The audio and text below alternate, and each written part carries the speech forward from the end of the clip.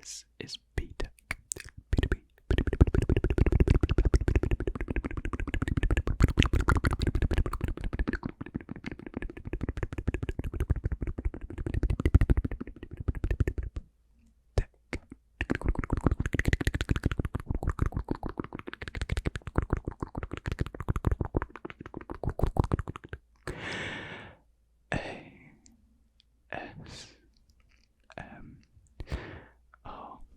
And welcome to this evening's video. But before we do get into it, I would just like to make a very quick announcement. As you might have seen, we are fastly approaching 50k subscribers, and I just want to say thank you to every single one of you. It's an insane number. Like, even where we're at now, it is just insane to think how far we've gone in just this short amount of time from the beginning of this year. So from the bottom of my heart, thank you to every single one of you. And I thought we could celebrate hitting 50k by making an assumptions about me video. So I've made a community post, and in the comment section of that community post you can basically put any assumption you have about me. I just thought this could be just, a fun video we can do. Nothing too crazy for 50k, but fun and interactive with you guys. So I'll make a video going through all of your assumptions and just responding to them basically. And yeah, I think it'd be a good time. So yeah, get to that community post. It's the latest one up, and start typing away your assumptions. And you can say whatever you want, really. Like, I won't get offended by anything you guys say. Just whatever you think, you can put it down below, but stay within certain boundaries. Nothing sexual. I didn't think I would have to say that, but someone has put something sexual. Just no, stay away from that, please. So yeah, and I'm sure people will be reasonable in other areas as well. But anyways, let's put that aside and let's get on with tonight's video, where tonight we're going to be getting into the Halloween spirit and Halloween mood, as we're going to read a creepypasta. So yeah, considering it is October, I think we could do some spooky themed videos. And a creepypasta, that's a good way to start it out, isn't it?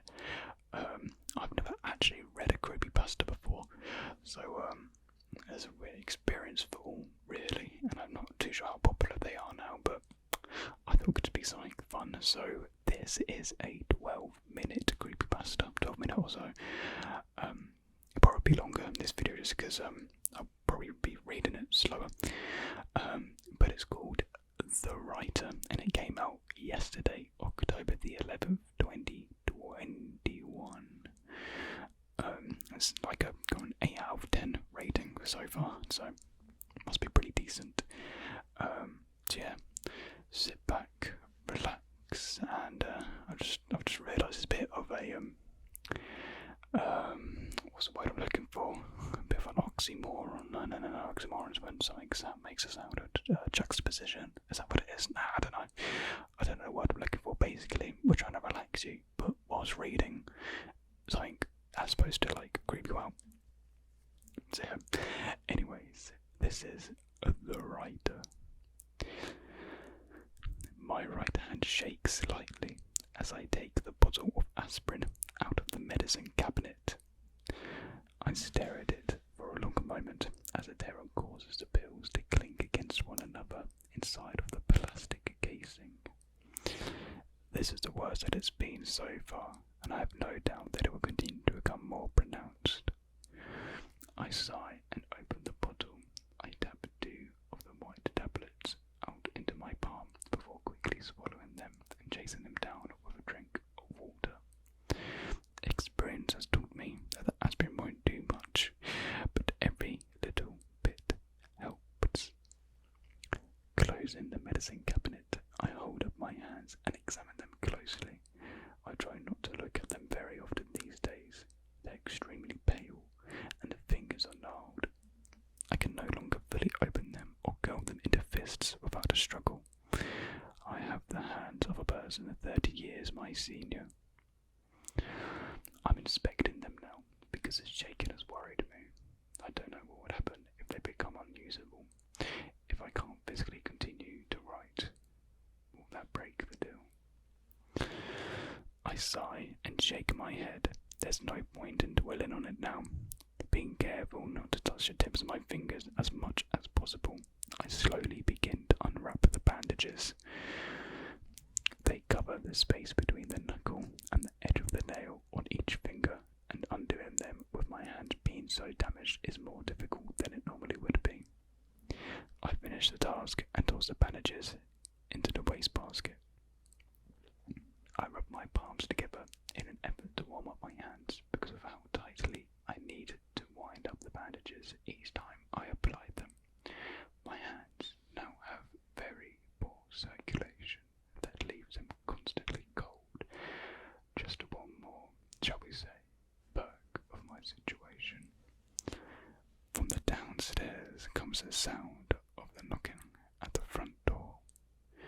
I jump at the noise before loudly cursing myself for doing so. I hate that I've become so skittish. Leaving the bathroom, I go into the bedroom and retrieve a pair of soft black gloves from the dresser. I slip them on and head downstairs. As I descend the steps, I notice the sound of rain and clanking off the house's tin roof.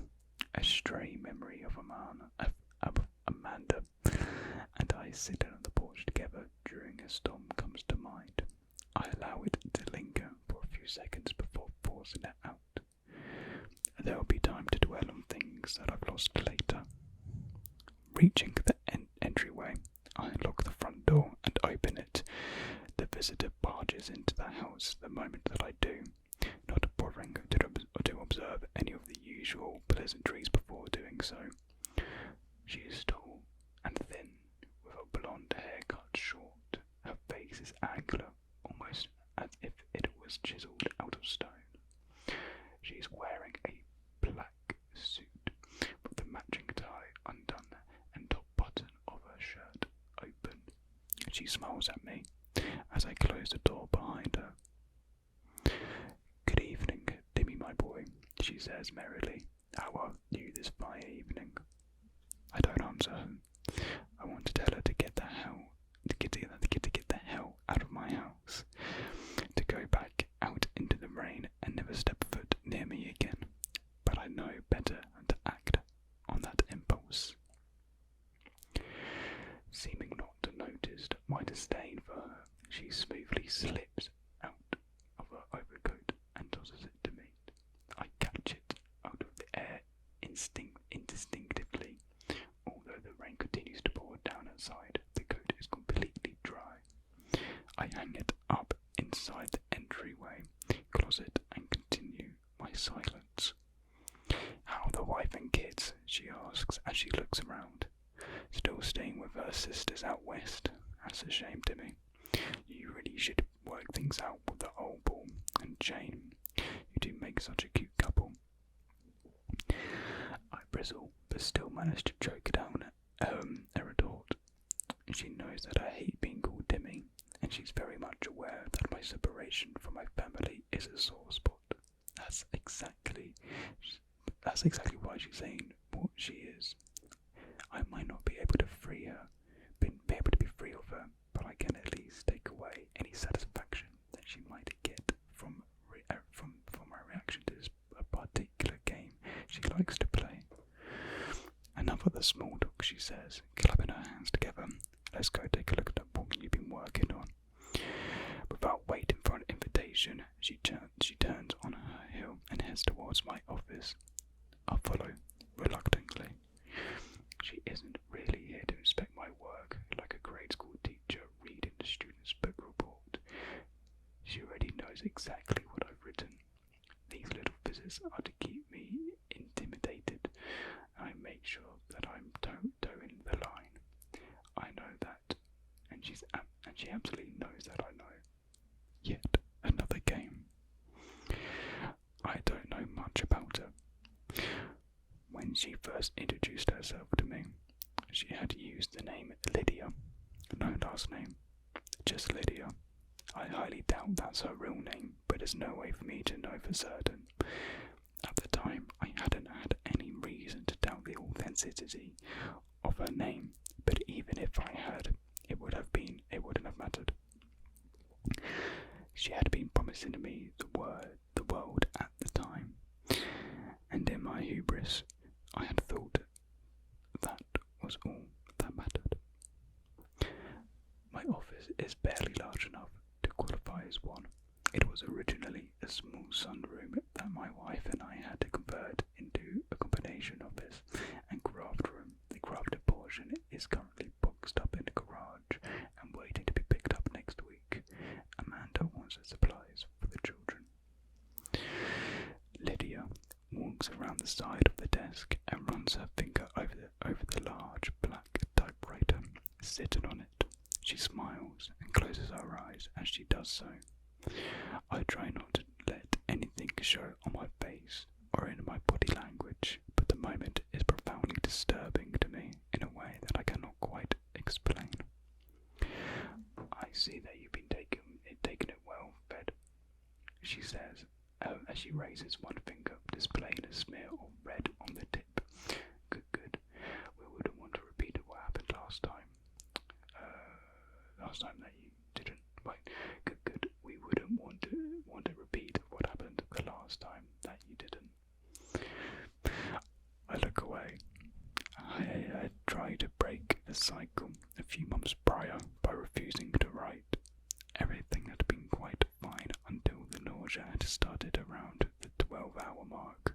Within 18 hours, it had felt like every nerve in my body was on fire.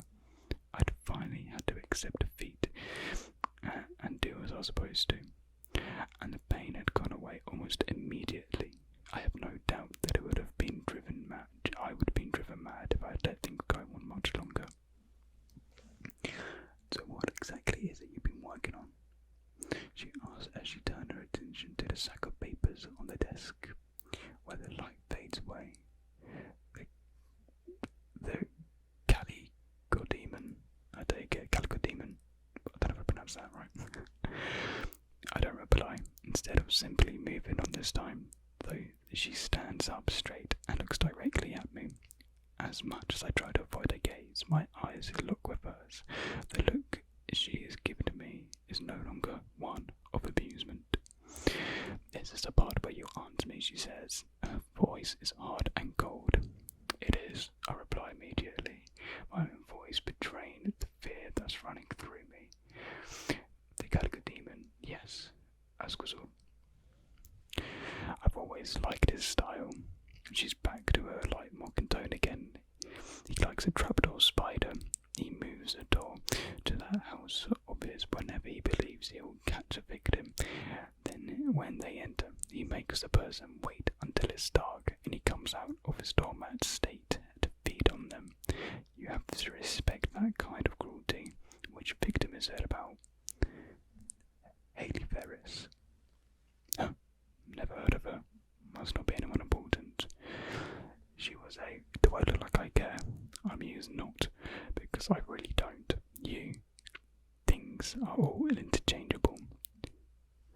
She smiles at me. Well, almost all of you. Some of you manage to get a bit further up the who gives a shit scale a bit. Lydia looks over my shoulder at the far corner of the room.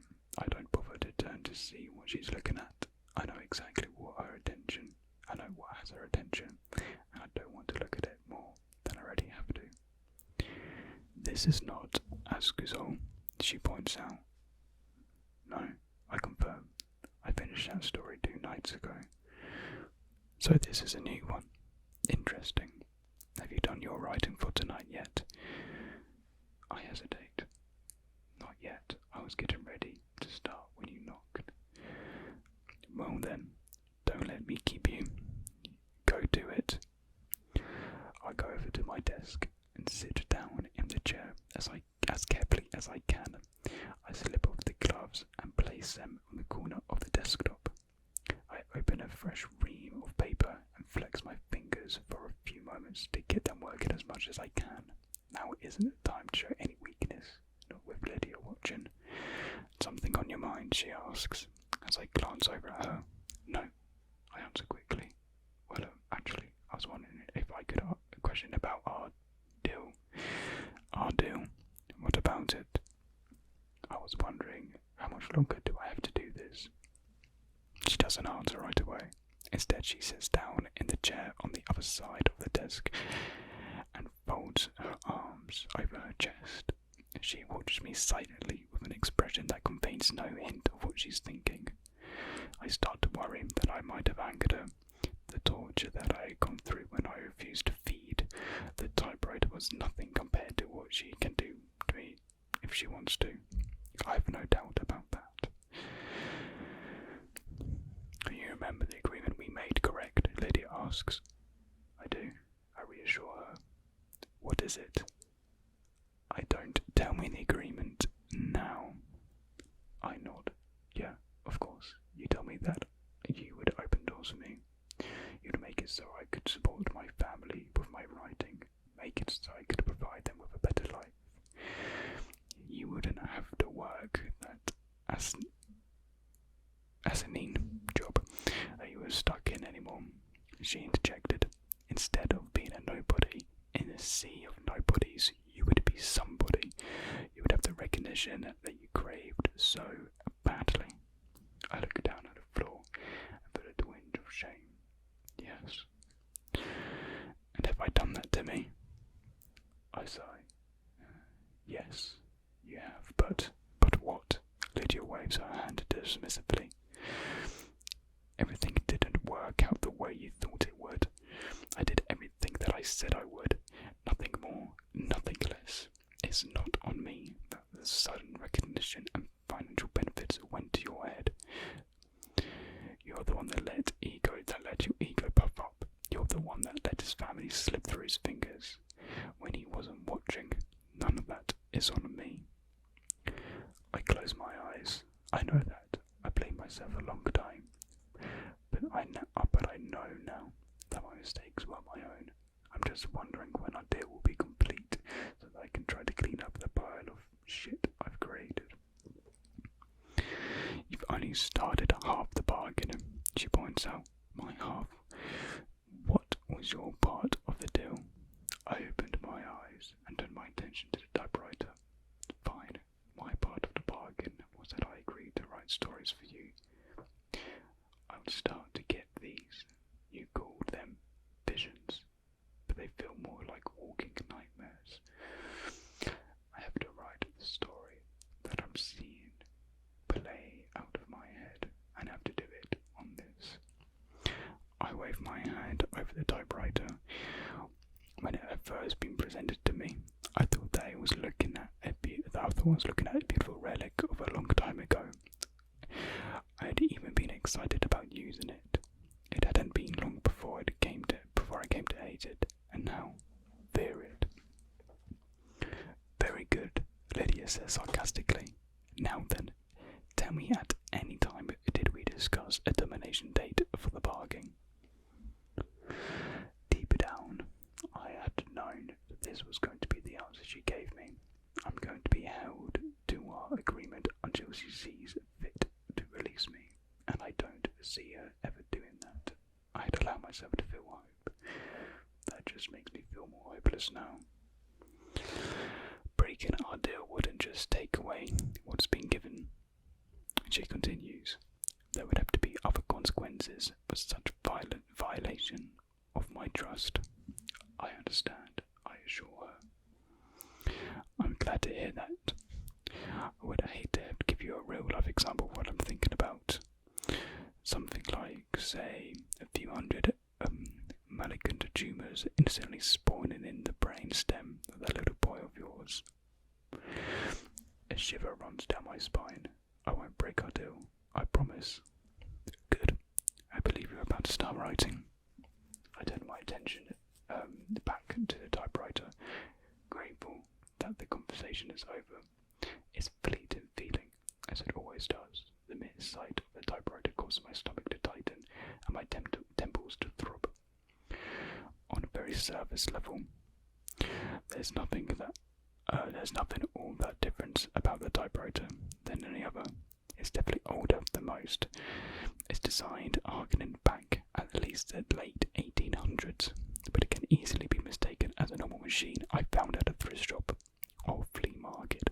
It stands on 4 metal posts, its keys extending outward on a slanted tray. The metal type bars are exposed above them in a half circle. The paper feeds in behind them so they can strike at its attached keys, so that as the attached keys are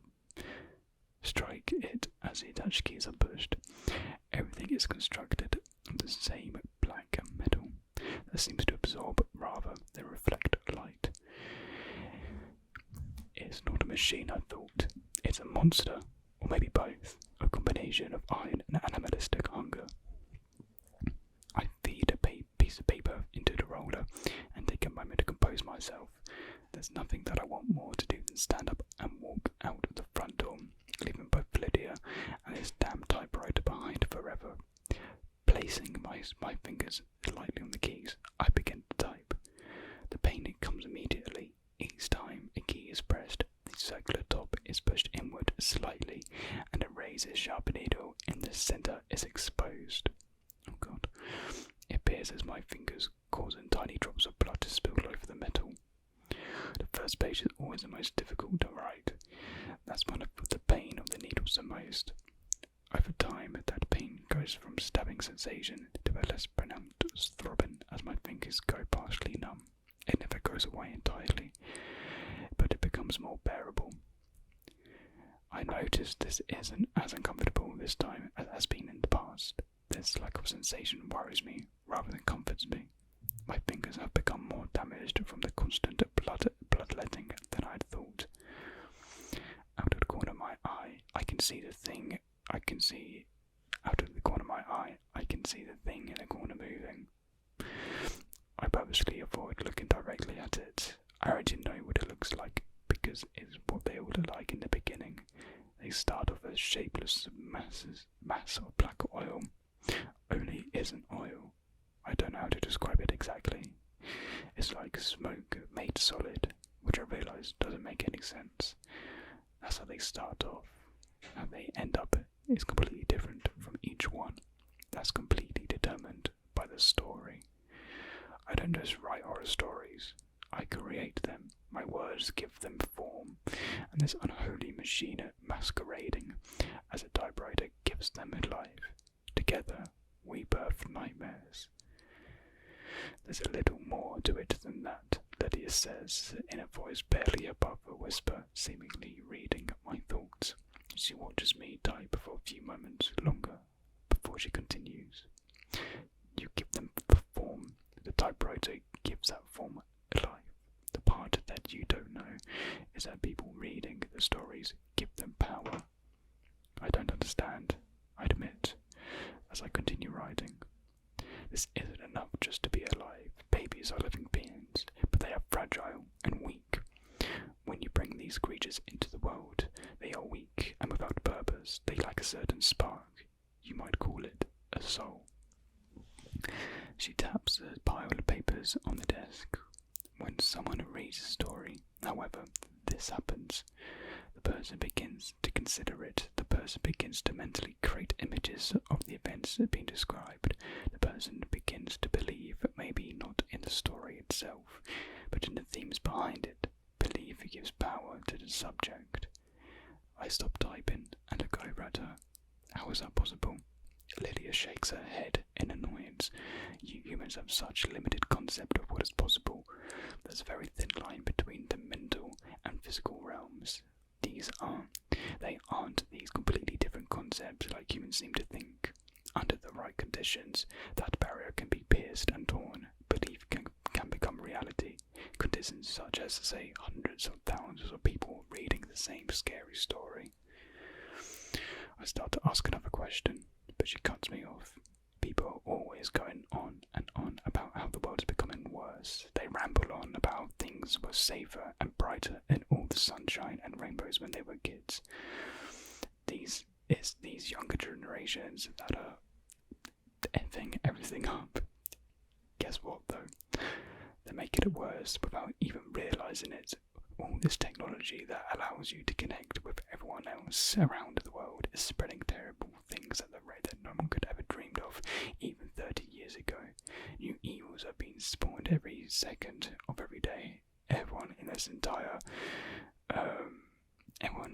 this entire effing is not only connected but also complicit. I don't know what to say to that. I don't know what there is, that there is anything that's adequate response to what I've just been told. I think you've done enough writing for tonight, she says as she suddenly stands up. You have yourself a good evening, Timmy. I'll see myself out. She's changed the subject so quickly that it takes me a few seconds to catch up. Sitting on my desk next to the typewriter is a small pile of papers that weren't there when I started writing. I can't remember writing that much, but apparently I did. An extremely quick glance at the creature in the corner confirms that is much farther along. I shudder and look away. I've left you a gift in the kitchen, Lydia says as she passes through the doorway. Think of it as a reminder of your own small part in the ruination of your species. Take good care of it. Sorry, my mind went blank then. A moment later, I hear the front door open and shut. I close my eyes and force myself to breathe slowly to bring my rapid heart rate under control. This happens every time she visits, every single time. I stand up and leave the office. Across the entryway is a doorway leading into the kitchen. After a brief hesitation, I go through it and look around. Sitting on the corner is a black metal cage. Inside the cage is a wheel, and standing inside that wheel and staring back at me with large brown eyes is a small white mouse. We simply look at each other for what seems like minutes before I notice the envelope in the front of the cage. I pick it up and struggle to open it with my poorly working fingers. I finally manage to pull it out the slip and slip the paper in and step out the paper. I couldn't fit the rotten man inside of the cage. The note reads, "The rotten man. I guess that means you're Randy," I say to the mouse. It jitters back at me and it bumps up and down inside the wheel. There we have it. That's the end. Make of it as you will. Kind of a weird stop. I felt like there should have been one. I don't really get the mouse thing at the end.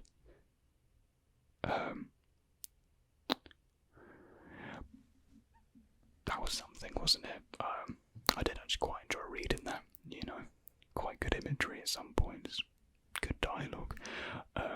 So yeah, I hope you guys did enjoy that creepypasta reading. It took a little bit longer than I expected, considering it only said 12 minutes at the start. I've just kind of like doubled that. So I do hope you guys did enjoy this video. And remember to go to the community post just to read about the upcoming assumptions video about me. So yeah, thank you very much for watching, and I will see you